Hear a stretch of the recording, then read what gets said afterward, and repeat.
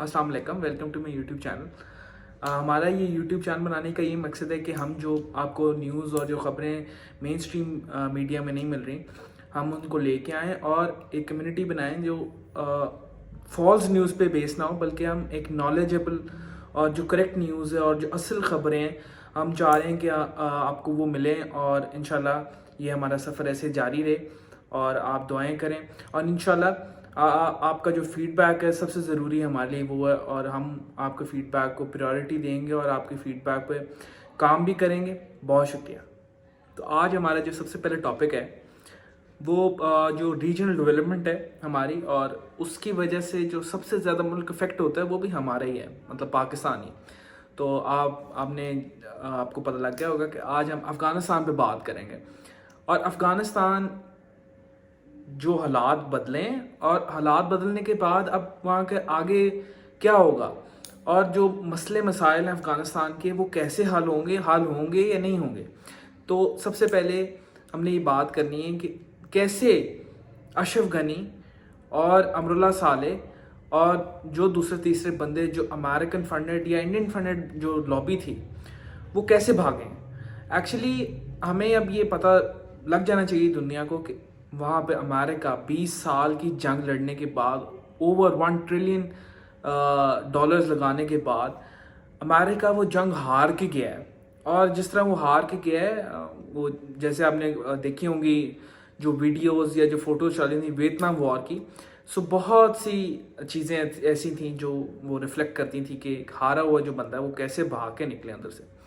तो अब वो जब चले गए, जब उनका सारा सिस्टम कोलैप्स कर गया, जिसको जो CIA थी वो ये कहती थी कि जी 3 साल लगेंगे, 1 साल लगेंगे कि अफ़गान जो हुकूमत है, अशरफ गनी की हुकूमत है, इसको ख़तरा लायक होगा अफ़गान तालिबान से या वो काबुल के नज़दीक आ सकते हैं। बट ऐसा बिल्कुल भी नहीं हुआ और बिल्कुल उल्टा हो गया। सारी दुनिया के लिए एक शॉकर था, एक बहुत बड़ी न्यूज़ थी कि 3 महीने भी क्या 2 महीने भी नहीं लगे, और 2 महीने अभी सिर्फ डेट अनाउंस हुई थी और उसके बाद अफ़गान तालिबान ने जो फतह करने की जो जगह थी वो शुरू कर दी और जो डिस्ट्रिक्ट्स थे आस्ता आस्ता वो उनके साथ मिलते गए। तो जैसे जैसे उनका मोमेंटम बनता गया, उन्होंने तो 1.5 महीने के अंदर आके काबुल फतह कर लिया। और एक बहुत बड़ा शॉकर था CIA और जितनी भी इंटेलिजेंस एजेंसीज थी, और स्पेशली पाकिस्तान के लिए, क्योंकि पाकिस्तान ने आपको जैसे पता है कि बाढ़ लगाई है, हमने बहुत मेहनत की हमारी सिक्योरिटी फोर्सेस ने, और जो इन्फ्लक्स होता था रेफ्यूजीज़ का और जो हमें मसले दरपेश होते थे जो 2001 के बाद 9/11 के बाद जब परवेज़ मुशर्रफ की हुकूमत थी पाकिस्तान में, उसके बाद जब हमने अमेरिका का साथ दिया और हम पार्टनर बने इस वॉर ऑन टेरर के, तो जो सबसे बड़ा हमारे लिए मसला बना वो यही था कि जो इन्फ्लक्स ऑफ रिफ्यूजी था उसका भी हमें पता नहीं लगा, और उसके बाद जो बंदे आए हैं क्या बने क्या नहीं बनना। उसके बाद दुनिया हमारे पे आज भी इल्ज़ाम लगाती कि जी हम हकानी नेटवर्क या दूसरे तीसरों को हमने बना दिए, जबकि ऐसा कोई चक्कर ही नहीं है। हमारा ये सबसे बड़ा मसला था कि हमें इतना बड़ा बॉर्डर था और उस पर कोई बॉर्डर क्रॉसिंग जो और सिक्योरिटी फोर्सेस को पता ही नहीं था, क्योंकि बहुत बड़ा बॉर्डर था और टेरेन बहुत मुश्किल है। तो अब हमने उसमें एक बाड़ लगाई है, हमारी सिक्योरिटी फोर्सेस को ये बहुत बड़ा क्रेडिट जाता है, और इस तरह ही हम ईरान की तरफ जो हमारा बॉर्डर है उस पर भी लगा रहे हैं। अब जब हम ये हुआ तो सबसे बड़ा मसला हमारे लिए पाकिस्तानीज़ के लिए था कि हमें ये पहले भी कहा जाता है कि जी हमने ड्यूल गेम की है, डबल गेम की है अमेरिका के साथ, और ये भी बिल्कुल गलत है। क्योंकि अमेरिका तो उसको ये लगता था, वो आया ही अफगानिस्तान में इसलिए था कि वो समझता था कि वो सोल सुपर पावर है, जबकि उनको झुटला दिया गया और जो असल फैक्ट्स एंड फिगर्स हैं वो सामने आए कि वो 20 साल बुरी तरह पिटे हैं। उनके पास दुनिया की सबसे अच्छी टेक्नोलॉजी थी, सबसे ज़्यादा अच्छा उन्होंने सामान इक्विपमेंट थी, उनके जो फौजी थे वो वेल ट्रेंड होते हैं, दुनिया में सबसे ज़्यादा ट्रेंड अच्छे फौजी अमेरिका के, पर वो जंग हारे। तो वो जो जंग हारे हैं अब वो मलबा हम हमारे पे डालना चाहते, पाकिस्तान पे डालना चाह रहे थे, जबकि पाकिस्तान ने भी प्रोटेक्ट नहीं किया था कि इतनी जल्दी अफगान तालिबान जो है काबुल पे टेक ओवर कर देंगे। बट वो जब टेक ओवर कर गए तो अब क्या होगा अफगानिस्तान में। जो सबसे बड़ा अभी अफगानिस्तान में मसला है वो सबसे बड़ा मसला है कि जो ह्यूमैनिटेरियन जो क्राइसिस है वो सबसे बड़ा मसला है। अच्छा, अब जो ह्यूमैनिटेरियन क्राइसिस है इसके अंदर भी 2-3 क्राइसिस आ जाते हैं। सबसे पहले जो हेल्थ की जो सर्विसेज हैं और जो खुराक की कमी है, खुराक की कमी इस वजह से सबसे इम्पोर्टेंट है क्योंकि ड्राउट चल रहा है। 1/3 ऑफ अफगानिस्तान में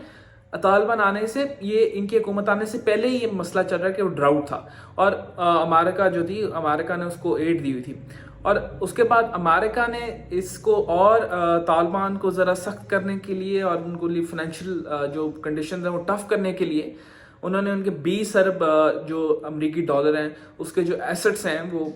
فریز کر لیے ہیں. تو اس سے وہ اس سے بڑا مسئلہ بن گیا. بٹ اس کو بائی پاس کرنے کے لیے چائنا نے کس دن کہا مانا تھا, تو چائنا اب انٹر ہو گیا اس گریٹر گیم میں. اور چائنا ایز آلویز وہ